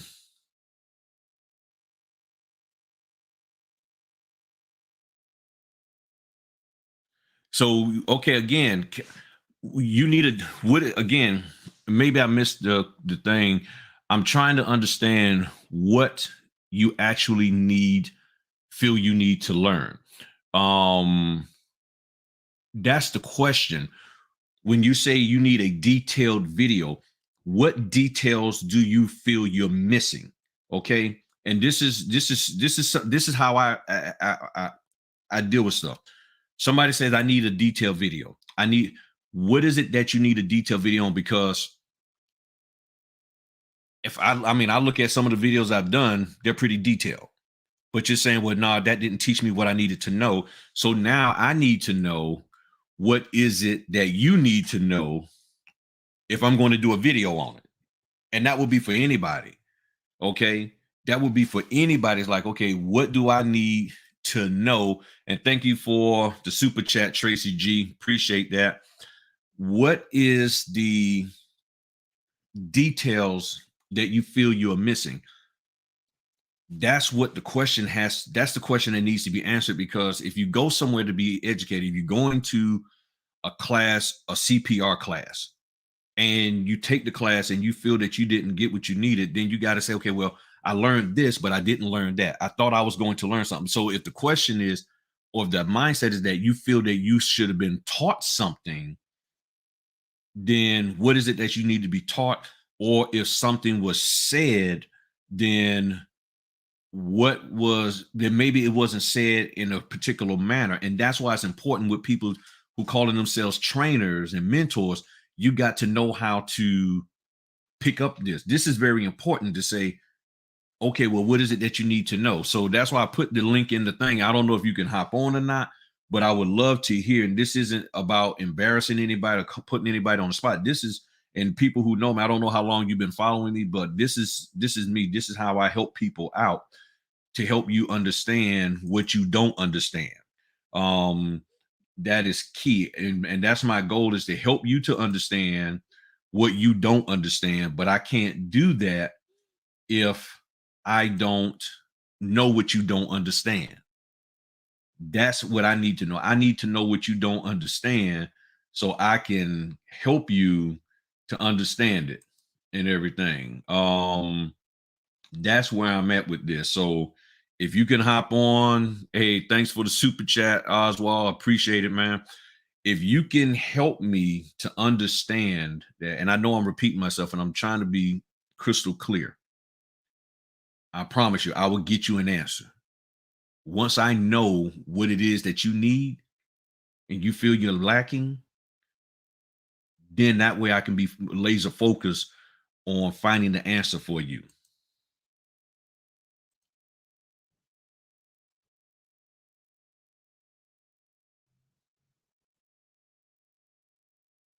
Right. The notary instructions, all of that.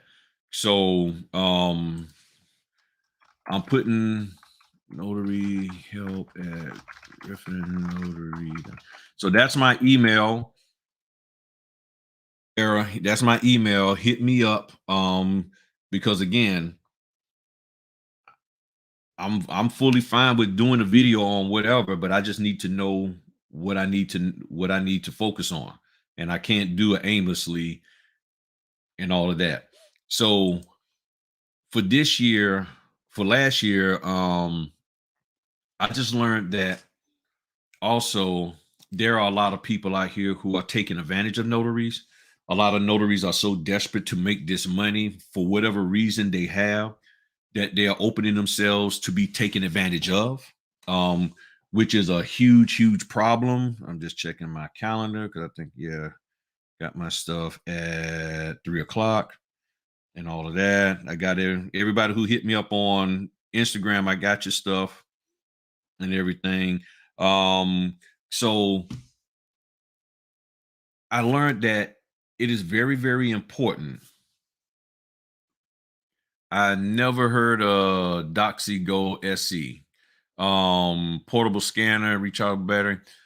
What I use is my portable scanner is the DS940 from Brother. It's a small portable scanner, but I haven't heard of this scanner at all. So I have to look that one up. Yeah, I have to look that one up. That's all. But I learned that it's very important that when we take responsibility for our business, when we take responsibility for our education and learning, and we challenge or we question or we verify the information that people are putting out to us, you have a much better chance of moving your business in the right direction. The more we sit back and lay back and say, okay, well, teach me, give me a tip, trick, or nugget, tell me what I need to know. Okay, I'm gonna tell you what you need to know, or I'm gonna tell you what I think you need to know. It doesn't necessarily mean you're going to learn anything. You're just going to be told what to do. And being told what to do does not equate anything. It's just you've been told what to do. Yeah, go stand over there and wait for the bus. Okay, you stood over there, but you don't know what time the bus is coming. Somebody, you say, hey, what time the bus is coming? Just tell me where I need to go to catch the bus. You need to go right over there and catch the bus. And then they leave, and now you sitting there. But they didn't tell you that today, the buses aren't running today. You ask the question, where do I go to catch a bus? Go over there and catch the bus right there. I'm out. And you standing there and you're like, okay, where's the bus? And now you got to ask another person, do you know anything about when the bus coming? Oh, the bus don't come today. And you're like, well, why didn't that other person tell me? Well, what did you ask them? I just asked them where I need to go to catch the bus. Did you ask them, was the bus running? No. You see what I'm saying? So again,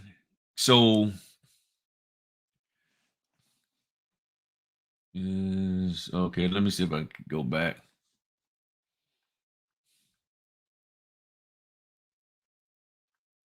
Okay, if you're saying how not to miss initials, that's easy. And in the videos, I talk about that. How you don't miss initials is you look at the initials going to always, the initials block is always going to be in the bottom of the page, the bottom left, middle, or right of the page, or the left side of the page, the middle, or the right. The initial is going to always, for the most part, is always going to be at the bottom. Okay. There are some documents that have it and it says initial. Okay.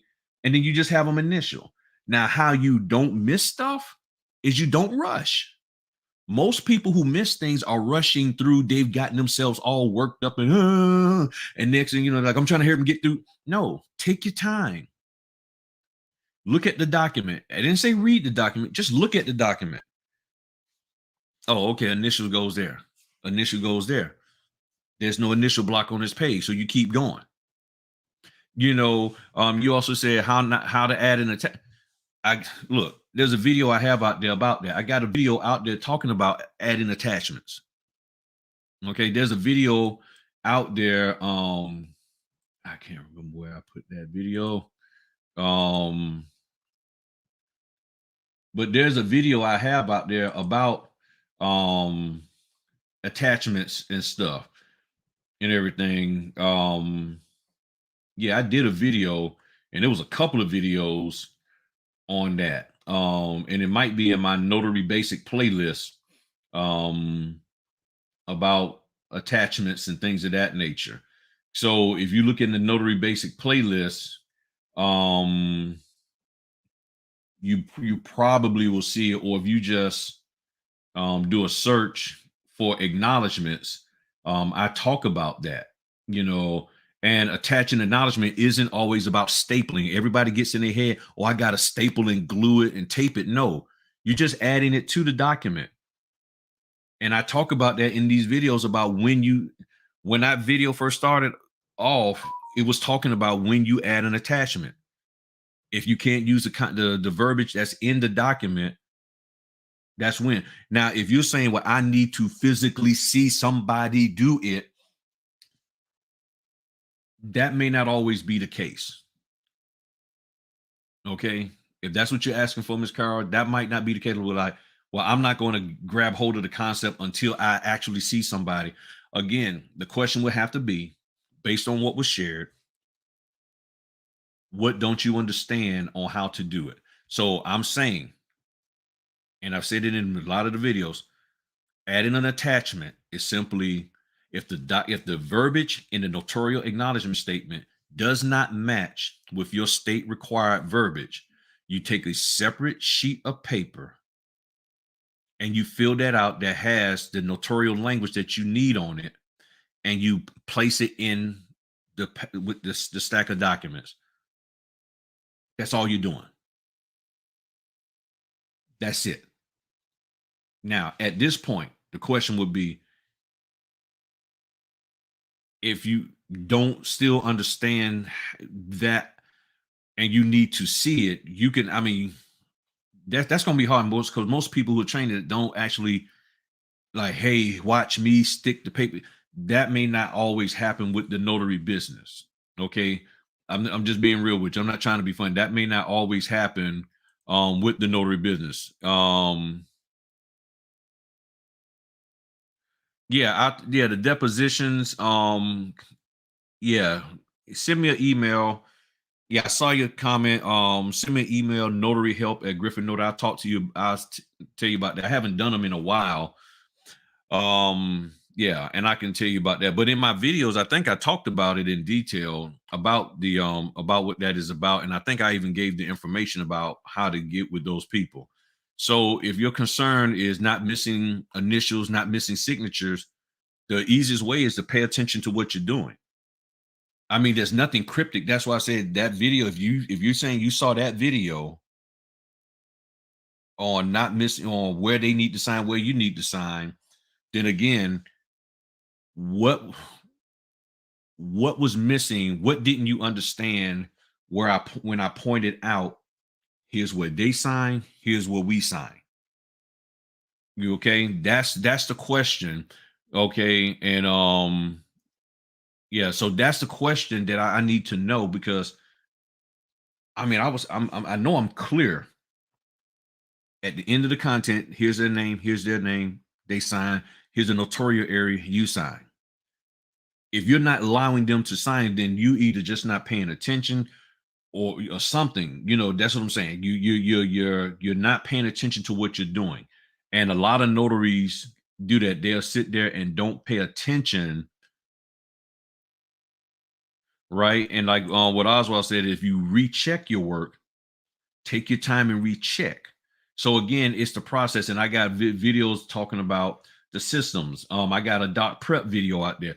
Go back and double check your work and everything. What Mr. Harris is saying. All right.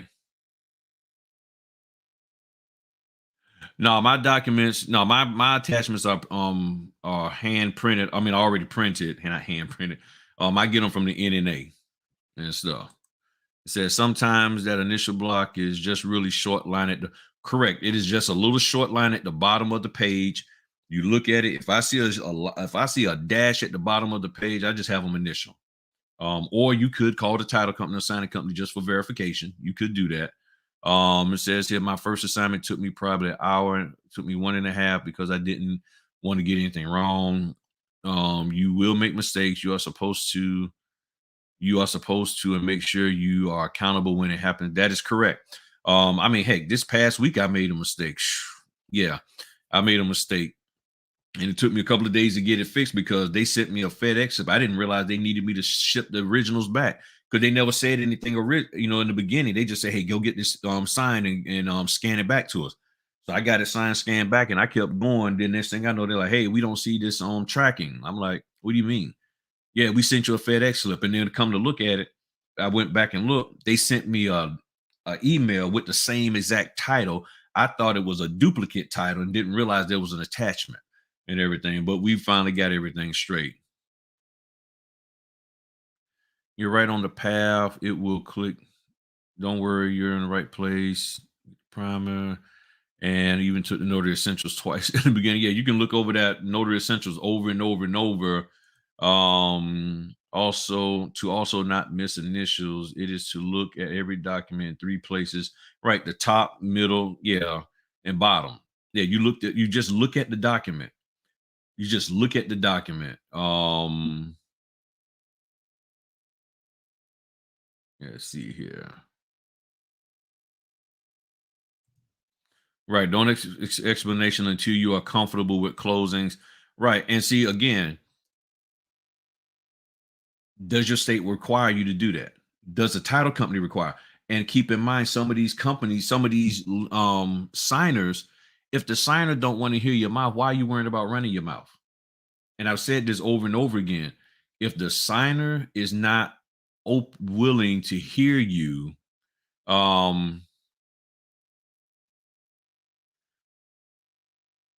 yeah, and that's what I said. I mean, I'm always open to being asked questions, and I will challenge you because I need you to understand why you are thinking and feeling the way you are, and then you got to be able to push through that.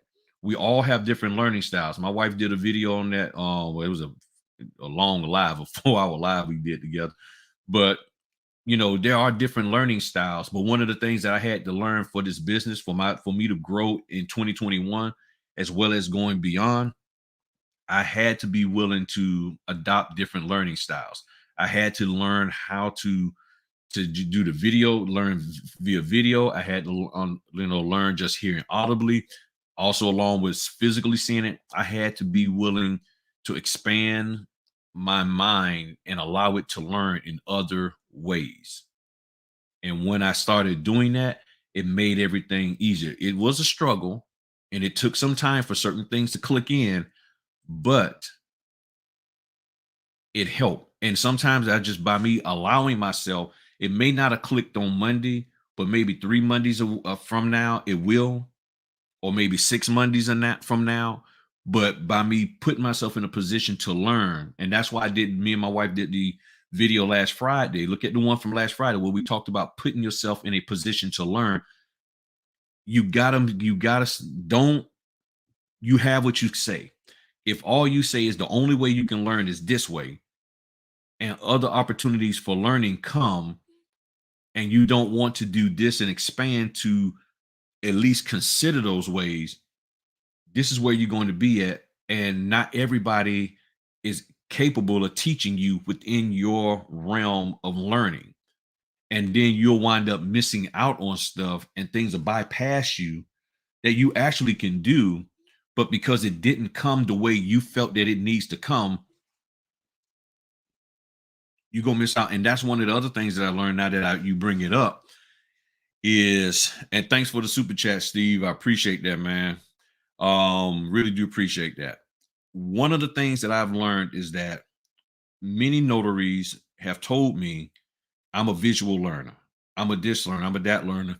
And because of that, no matter what's being told to them or said to them, they refuse to allow themselves to learn it.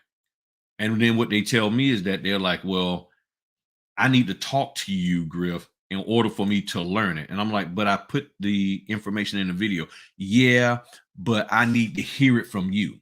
I need to hear you say it while I'm on the phone with you. But I'm saying the exact same thing that I said before, verbatim. Yeah, but now I get it. And I'm like, how do you get it now when you heard me say it on the video that you can rewind and play over and over and over, but I'm gonna say it one time and now you got it and you off to the promised land. That's the part that I personally have a problem with. That's one of the things I learned is that, you know, people can restrict the way that they are allowing themselves to learn, just like you can restrict the way you acquire revenue. Well, I ain't going to do this. I ain't going to do that. So stop restricting yourself and you'll be fine, and allow yourself to expand. And I'm telling you, you will grow. You will grow. You learned other things in life. You can learn this. This notary business is not so difficult to the point that you can't learn it and understand what you're supposed to do in accordance with your state law. It is very, very doable. Okay.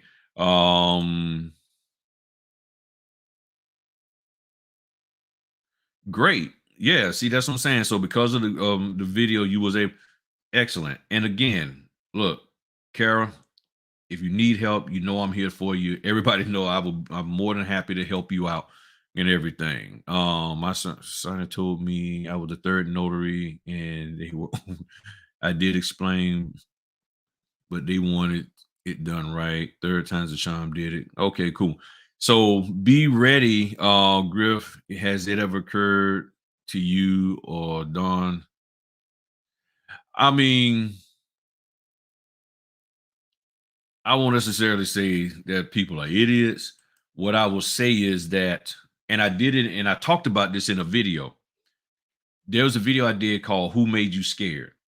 What I honestly believe is happening is that people got so much negativity put in their brains that they're being told that they're telling themselves they can't do it. So case in point, I've been getting phone calls. I've gotten phone calls from several people who work in the mortgage industry, but they're scared to do the loan closing. They actually know the documents already. They're former mortgage officers or brokers or people who actually have participated in closings, have put the documents together. They know how to notarize, but then they'll call me saying, well, I would do it, but I'm a little nervous. I don't know. I don't want to mess up. And I'm like, how can you mess up something that you already know how to do? You already know the documents. You already been in closings. So what is there? And then when they get to thinking about it, they're like, well, yeah, because see, I was listening to this person over here and I was listening to these people and they were saying this about it and that about it. And then I just got all worked up. So what you're listening to, so I would say, if you want to say idiots, and I don't really like using that term, I don't think it's the people here who are struggling or having an issue. It's the people who they're listening to. Those are the people. Those are the questionable people who are putting out this false narrative, these quirky things. They're the ones that you have to be careful of. The people who are struggling, they're getting their mind scrambled because of this person. They present themselves so pristine, like, hey, I got it together and I'm making all this money, but then they're putting out bad information. And see, here's the thing, and this is what you need to understand about yourself.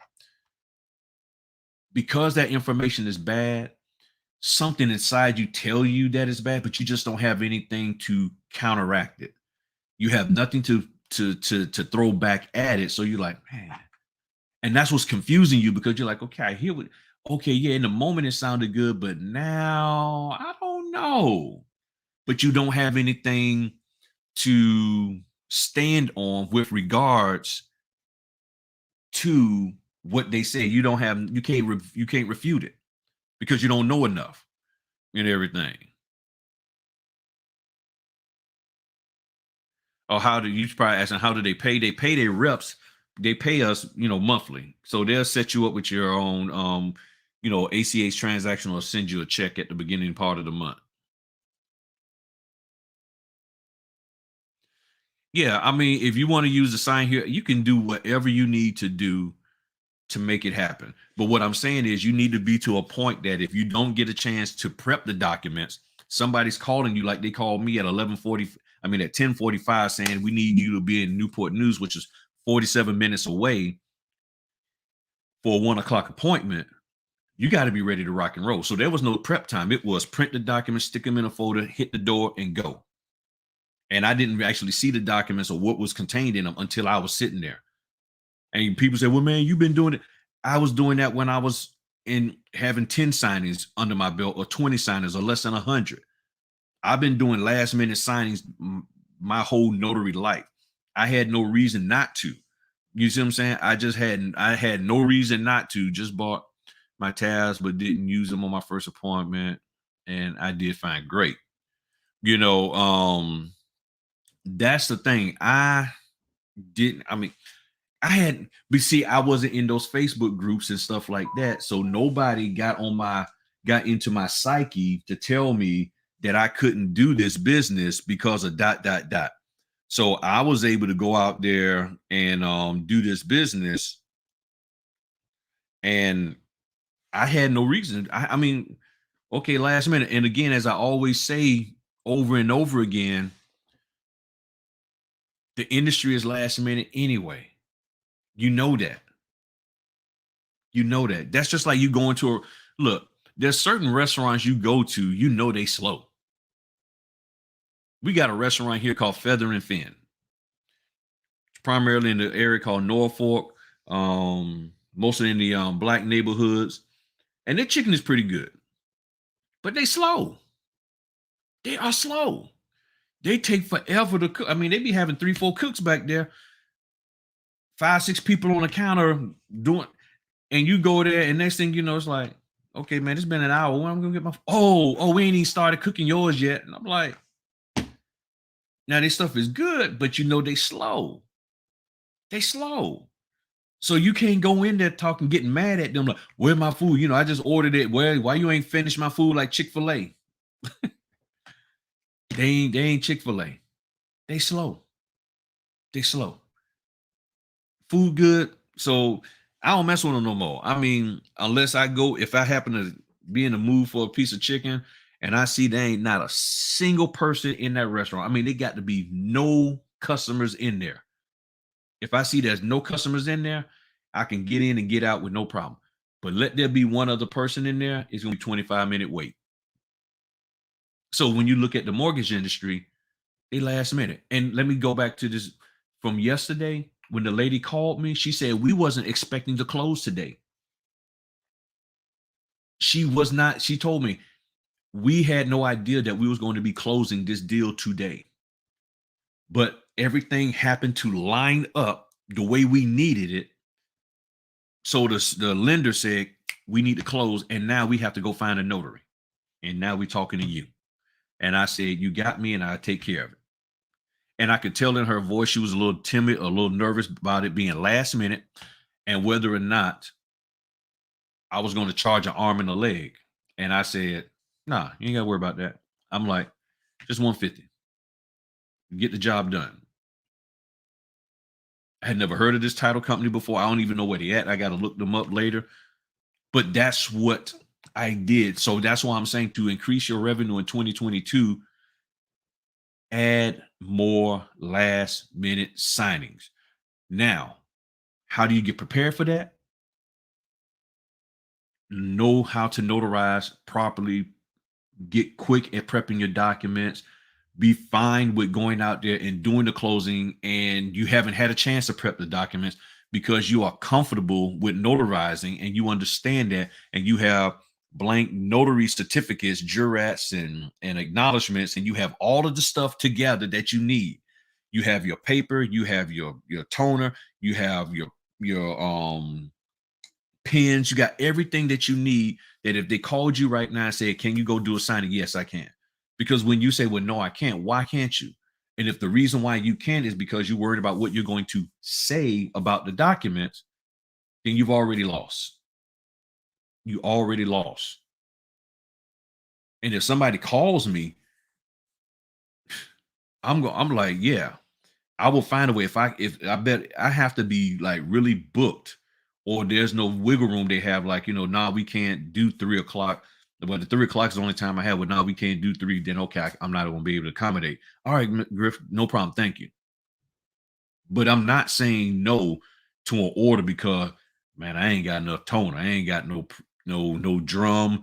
And I ain't got no paper. I ain't got look, I only got 3 sheets of letter and 2 sheets of legal. And you talking about printing 115 pages?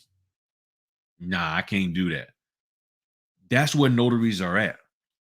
Or the only time, or because you haven't gone out and gotten your printer, and I understand those things are expensive now, you get an order and it's like, oh, well, I can't take it because FedEx is closed, and that's why I'm gonna have to print. So you're putting yourself in a position where you can't do anything. So don't get mad that you're not able to make the money, and don't get upset with other people for taking orders when you haven't put yourself in a position to move and go for it. So that's all I'm trying to get y'all to understand. If you plan on making money in 2022, you're going to have to adjust and take the orders that you did not do this year. You turned a nose up at HELOCs, reverse mortgages, all of those things. You turned your nose up at those, and you missed out on a lot of money.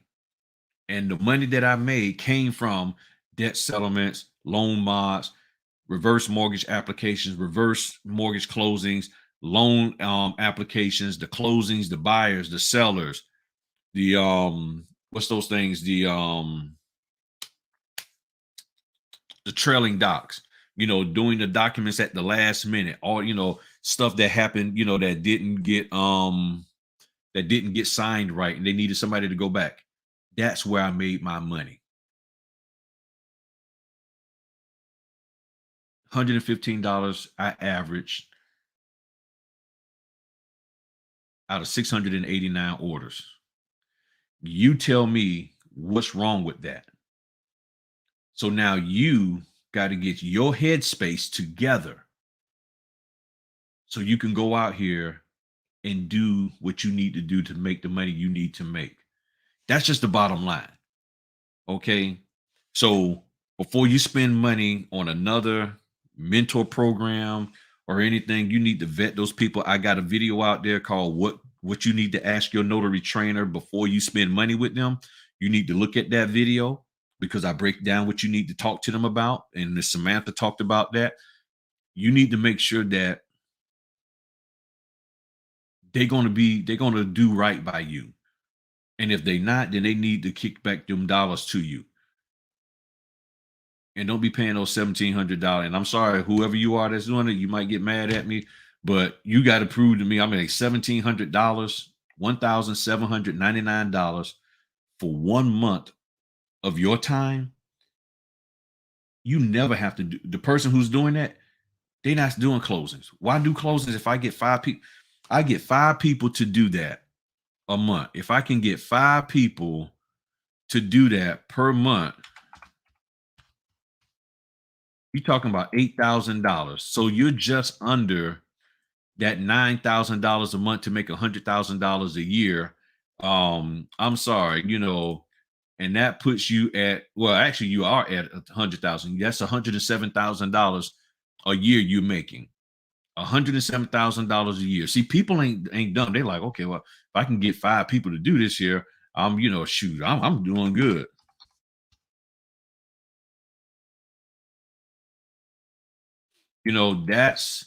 That's what people are doing. So you get 5 people to do that, shoot, you killing it. You are killing it. Yeah, so they need 5 people. They do 5 people at $17.99. They had $107,000 a year. Why? I ain't about to do any signings. If I'm pulling that kind of money, why would I do a signing if I got some people out here paying me $1,799? Man, please, I ain't about to do no signing. Crazy. I'm just gonna have them pay me, and I'm gonna just sit back and rake it in and brag about that I'm in $100,000 club as a notary, and you ain't doing no notary stuff. I've been missing stuff in the chat. What we got here in the chat? And then we about to get on out of here. 3,000, good. And see what you're doing. I don't even know how to say the first part. Miss U1. I'm gonna just call you U1. Miss One or Mr. One. That's what I was averaging. I was averaging about $3,000 a month when I was doing this part-time. I was averaging about $3,000 a month part-time. That's what I was doing. And that wasn't nothing to sneeze at. I was like, shoot, I'm good. $3,000. I ain't got to, and I was making enough money to where I didn't have to do Grubhub and work part-time jobs anymore. I just made my money from that. So Maria said, yeah, it will make about, yeah, it will be about almost 50 pages. Yeah. Yeah, them $30 orders, man, them things add up. $30 order, that's your paper. That's some gas. I agree, Priscilla. I get offers for the types of signings I've never done before last minute. I don't take them, but if it's in a day or two, I will brush up and accept it. And the question again is, why don't you take it? Because it's for the same day. What are you concerned about that would happen? What is there to brush up on? And I'm not being funny when I ask this. Again, if you're there to notarize and you know how to notarize, the contents of the document is a responsibility of the signers. The notarial area is ours. It is not our responsibility to know and understand and comprehend or explain the contents of a loan document, because nobody is ever explaining the contents of a will, power of attorney, or any other non-mortgage document that they're notarizing. So if you're not breaking those documents down, if you're not explaining those documents, why are we explaining the notary, the loan documents? What is it that you can say about the loan documents to help that person know why they're signing it? If they don't know why they're signing these loan documents that they've been looking at or going over or working with the loan officer and escrow people for the last 3 to 4 months, that's a concern. You see what I'm saying? That's what Samantha was saying. Okay, if you don't even know, haven't even been shown these documents, that's a problem. Why haven't you been told? How haven't you been given an opportunity to look at these documents before you get with me? Because then the signer's going to be expecting you. And that's why you got to be mindful about saying, I'm a loan signing agent. Because when you say I'm a loan signing agent, they thinking loan officer, they thinking that, oh, you're a loan person. So yeah, you need to be able to explain this to me. And you're like, well, nah, I'm in my state rules, I can't do that. Well, nobody told me. That's why we wasn't worried about looking the documents over. And I've had guys tell me, well, yeah, I got the email about the documents, but I didn't even look at them. I'm like, why? Well, because you here. You're going to explain it to me, right? No. And he's like, wait a minute, you not? No. Well, I thought that's what your job. No, my job, I'm the notary. I notarize documents. I verify your ID, this, that, and the other. That's what I do. Your lender, all of them. That's why they sent you the documents ahead of time for you to review, so that you will be aware of what you're signing. That's your responsibility. This is your loan, sir. Your responsibility is to know why you're signing what you're signing and to be cool with that. And if you didn't take time out to do that, there's nothing I can do about that. So now the question is, do you not want to do this now? You want to take a day or two or whatever time you need to review everything, or do you want to go ahead on and sign the document? And you do not use the fact that there's a right to cancel to push a person to sign. Do not do that, y'all. Do not throw that out there saying, oh, well, yeah, you can just use the right to cancel. No, I won't say it's illegal. That's not what we're supposed to do. Don't do that. Okay. In the bottom line, do not do that. And I know people are teaching that mess. Don't do that. When they say explain, I tell them to call to come here, let them know after. Yeah. Yeah. So I think, let me see here. I made it a habit to remind them. Yeah, that's what you can do. Tell them to review the documents ahead before you get there and everything, and all of that. So in summary, cap this because I gotta bounce out at 2. And thank y'all for being on here during this whole time. I really do appreciate it. And for those of you who watching the replay, appreciate all of y'all. And I hope you're learning something here today. The bottom line is this: evaluate what you've been doing, what you've been taught, what you know, what you didn't know, what you thought you should have known, all of that. And you're going to have to sit here and decide what can you use to move and propel your business in the next year, starting tomorrow. Even if you don't have a signing, what can I start doing tomorrow? And we'll give you a break today, but start doing tomorrow to move my business ahead. Even if all you want to do is maintain where you was at, that's fine. There's nothing wrong with that. If all you want to do is say, well, look, I was pulling in $3,000 a month. Let's say you just started a few months ago. Well, I just want to see if I can do $3,000 a month for 12 months. Okay, go for it. Now, what do you need to do in order to make that happen? That's the question. And if the information that you have and you've been given, whether you paid for it, it was free, and whether it came from me or whoever, is this information helping me? Because I'll be honest, maybe something that I teach and I've shared may not work in your area, may not work for you as a person, your personality or whatever, because you're like, nope, this is how I am. I'm not doing that. I'm not trying to learn no other kind of way. If it ain't coming this way, I ain't doing it. Then cool. Then the way I am may not work for you, maybe with somebody else. And hopefully what they're sharing with you is valid and not just fluff. No, that's just my son's talking.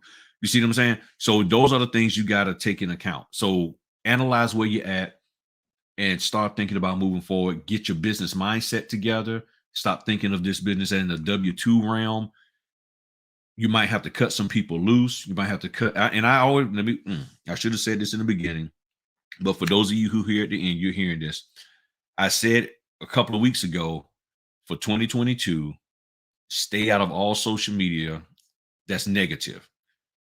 All the social media that's negative, those negative Facebook groups, YouTube channels, clubhouse rooms that are negative, stay away from them for the first 6 months of the year and just focus on getting correct, positive information and being around positive people, not people who are pie in the sky positive.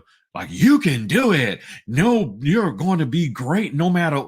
No, realistic, positive people who are going to tell you the truth. That's where you need to be at, and leave all that negativity alone. There's no amount of negativity that that you need to be around just to get one piece of good information.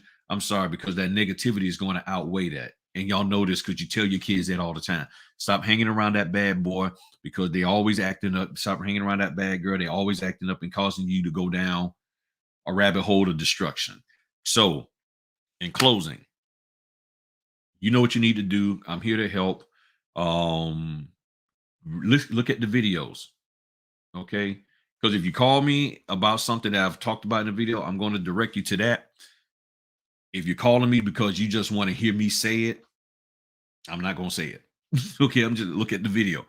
And you got to articulate to me what didn't you understand out of what you heard in the video so that I can explain what you didn't understand, you know. But be honest with yourself, you know. If you understand it, go execute it.